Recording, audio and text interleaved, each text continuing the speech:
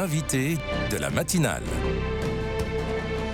KTO Radio. C'est une nomination inédite. Il y a 2 semaines, sœur Simona Brambilla, jusque-là numéro 2 du dicaster pour les instituts de vie consacrés et les sociétés de vie apostolique, a été nommée préfète de ce même dicaster. Une première dans l'histoire de la curie romaine, une première pour une femme et une première pour une personne non ordonnée. Cette nomination a été saluée, mais elle soulève des questions notamment de gouvernance et de droit canonique. On éclaire le sujet ce matin avec le professeur émérite de droit canonique à l'Université de Latran à Rome, Monseigneur Patrick Valdrini. Bonjour. Oui, bonjour. Merci beaucoup d'être avec nous ce matin sur KTO Radio. Vous êtes également, je le précise, chanoine de la basilique Saint-Jean du Latran à Rome. Alors, Monseigneur Valdrini, cette nomination était attendue, puisque le pape avait évoqué dès 2022, je crois, sa volonté de nommer une femme à la tête du dicaster. Il l'avait annoncé, mais il y a aussi la présence déjà d'une possibilité ouverte dans le texte de réforme de la curie romaine qui a été publié en 2019, Predicate Evangelium. Il y a un article qui, laisse la possibilité au pape de choisir comme, appelons, chef de dicaster. Alors un dicaster, c'est un des organismes de la curie romaine, il y en a un certain nombre, qui ont des compétences particulières et dont celles-ci qui touchent à la vie des congrégations, des sociétés de vie apostolique. Il y en a pour les clercs, pour les évêques, etc. Donc cet article donnait la possibilité. Donc il l'a fait.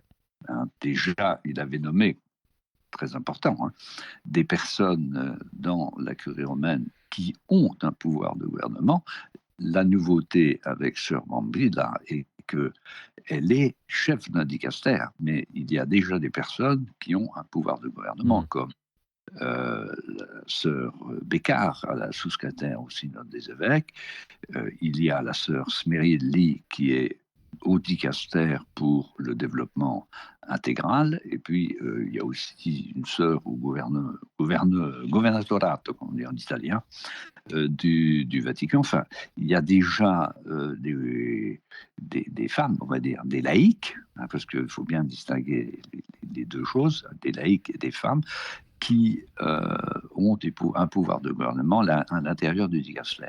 Donc la nouveauté, c'est une personne qui a l'office ecclésiastique, c'est-à-dire, on va dire en français, en traduisant, pour être compris, le poste le plus haut dans un dicaster.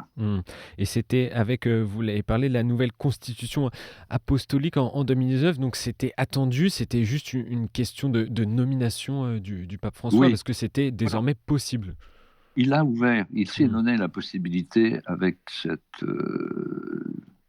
cette constitution, ce qui n'était pas prévu auparavant. Auparavant, la constitution qui précédait était due à Jean-Paul II en 1988. Auparavant, il y avait une de Paul VI en 1967. Et ces deux constitutions qui précédaient ne le prévoyaient pas. Lui l'a fait mettre explicitement, ça c'est clair. Dans le cas de cette nomination de sœur Simona Brambilla, se pose la question de la gouvernance, du pouvoir de gouverner. Ça rappelle d'ailleurs les débats lors du synode. Et fait inédit, là encore, c'est la nomination comme pro-préfet juste en dessous de sœur Brambilla, d'un cardinal, Monseigneur Fernandez Artimé. Pourquoi nommer un cardinal comme numéro 2 de ce dicaster ? Alors, écoutez, c'est une question que nous nous posons nous-mêmes. Ah, vous la posez aussi. Oui, bien sûr, bien sûr. Moi, comme canoniste, je regrette que cette nomination, qui est tout de même une première et qui est originale, ne soit pas motivée. Elle aurait dû être motivée. Ce qui nous aurait donné une indication et surtout orienter notre travail de réflexion. On se pose des questions parce qu'en effet, le code de droit canonique actuellement donne la possibilité, dans certains cas, de confier des ministères qui ont un pouvoir de gouvernement à des laïcs. Donc le pape n'a fait que appliquer une possibilité qui existe dans le code de droit canonique. Cela dit, c'est une possibilité qui est ouverte et qui est à la disposition du pape, mais qui repose sur un principe qui est affirmé avant cette possibilité, c'est que le pouvoir des clercs, le pouvoir de gouvernement est réservé à des personnes qui ont reçu l'ordination et que l'on appelle les clercs. Donc les 2 degrés de l'ordination, soit évêque, soit prêtre. Alors, donc, le pape s'est engouffré en quelque sorte dans cette possibilité qui était très peu exploitée auparavant. Mais pour revenir à la situation de sœur Brambilla, ça veut dire qu'elle n'a pas l'autorité directe pour signer certains actes de gouvernance ou alors elle le peut? Écoutez, Et si elle le peut, alors pourquoi avoir placé un cardinal auprès écoutez, d'elle? c'est vraiment la question que moi-même je me pose. Parce que dans son cas, l'exercice du pouvoir du gouvernement qu'elle aura à exercer, à faire, pardon, l'exercice qu'elle aura à réaliser, ne me paraît pas exiger d'actes qui nécessitent un pouvoir sacramentel. D'accord. Donc c'est pourquoi j'aurais souhaité, personnellement, et je ne suis pas le seul, une motivation à cette décision. Mmh. Le fait de ne pas avoir donné une motivation à cette décision donne l'impression, d'ailleurs, que, disons-le avec clarté, que on a l'impression que ta sœur ne pourra pas tout faire et qu'elle va. Il y a nécessité qu'il y ait à côté d'elle un clerc qui aura des choses à faire. Mmh. Mais personnellement, je ne vois pas quel acte de gouvernement nécessiterait le fait d'être ordonné. Moi, je pense plutôt 2 choses, ce sont des explications et qui sont personnelles. La première, c'est qu'il y a toujours dans la vie d'un dicastère et dans l'action d'un dicastère des actes qui relèvent de la vie sacramentelle, comme célébrer 2 Eucharisties, célébrer des sacrements, etc. Et que le pape a mis ce propréfet pour qu'il y ait une sorte de personne à l'intérieur qui puisse exercer réaliser ces actes-là. Ou une deuxième explication, et qui serait une sorte de manifestation de ce que le pape pense de la synodalité. La synodalité repose fondamentalement sur une coopération entre les personnes qui ont des divers statuts dans l'Église. En particulier, les 2 grands statuts que sont le clerc et le laïc. Dans le cas présent, il ouvre une porte énorme, on va dire, en nommant Sœur Brambilla à ce poste-là, mais il n'en fait pas, comment dirais-je, une sorte de provocation. Mmh. Il montre qu'il doit y avoir une synodalité avec coopération entre les 2 grands statuts qui existent dans l'Église, les ordonnés et les non-ordonnés. Il Donc, au fond, ce serait une sorte de il initie reconnaissance. une nouvelle forme de gouvernance, de Alors, co-gouvernance? pourquoi pas? Oui, c'est ça. Hein. En général, c'est l'inverse qui se passe dans l'Église. On y a un clerc et prend à côté de lui, un laïc, hein, pour bien montrer qu'il Mmh. a un esprit ouvert, un esprit de coopération, une volonté de promouvoir le laïcat, etc., de se faire aider, etc.